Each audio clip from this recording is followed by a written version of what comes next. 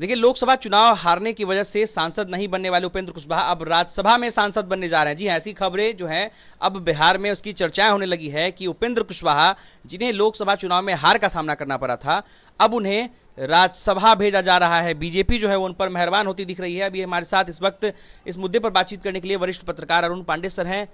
Sir, एक बार फिर से चर्चाएं होने लगी है कि उपेंद्र कुशवाहा फिर से संसद भवन में पहुंचेंगे। हाँ, वो लोकसभा नहीं होगा, राज्यसभा होगा। कितनी सच्चाई है इसमें और ऐसी चर्चाएं क्यों हो रही है?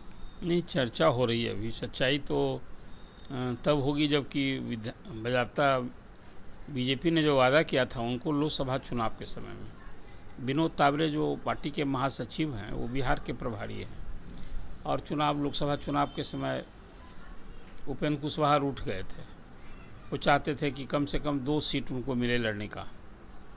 पहले तो 3 सीट का डिमांड कर रहे थे। बाद में नीतीश जी जब इस पाले में आ गए तो उनकी दावेदारी थोड़ी कमज़ोर हो गई और बात बनी कि 1 सीट उनको काराकाट से बोल लेंगे, और जदयू की वो सीट थी, महाबली सिंह वहाँ जदयू के सिटिंग एमपी थे, तो नीतीश कुमार ने वो सीट छोड़ दी उनके लिए। इसके बाद भी वो मानने को तैयार नहीं थे, तो विनोद तावरे ने जाकर बात की, और एक राजद के एमएलसी हैं रामबली चंद्रवंशी, उनकी मेमोरी ख़त्म कर दी गई थी विधान परिषद में, तो वो सीट खाली थी। तो हुआ कि भी आप एगो विधान परिषद में भी 1 सीट खाली है, वो आपको हम देंगे। चुनाव लड़े, संयोग ऐसा रहा कि काराकाट से उपेंद्र कुशवाहा हार गए।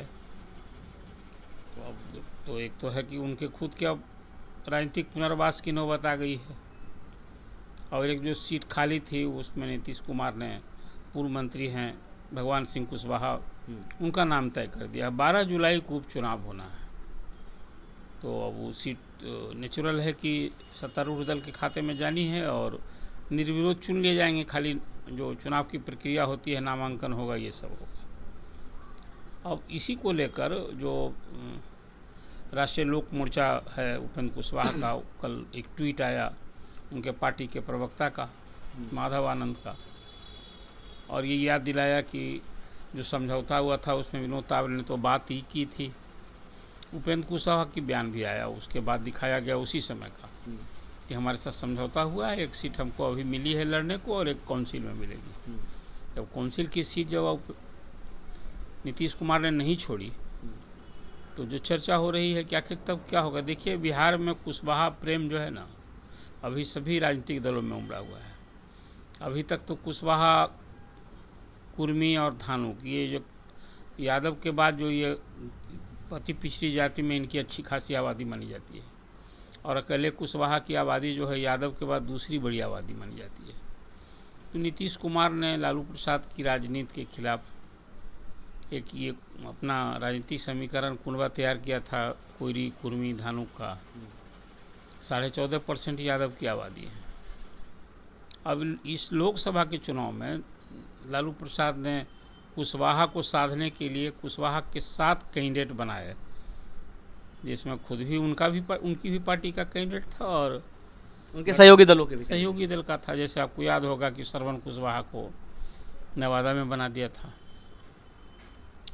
और ये कुशवाहा को कैंडिडेट बनाने का लाभ भी मिला राजद को। आपने देखा कि औरंगाबाद में जो अभय कुशवाहा है वो पहली बार जीते हैं और संसदीय दल का नेता बना दिया।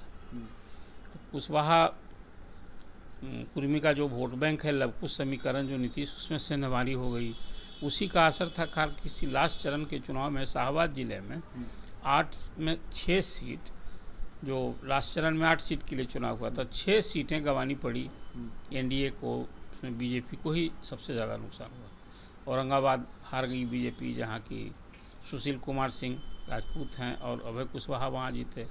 ये 2 जाति विशेष के बीच की राजनीतिक प्रतिद्वंदता में सुशील सिंह तीसरी बार नहीं जीत पाए, और वहीं के बाद फिर से पवन सिंह भी आ गए चुनाव मैदान में काराकाट से, और उपेंद्र कुशवाहा हारे।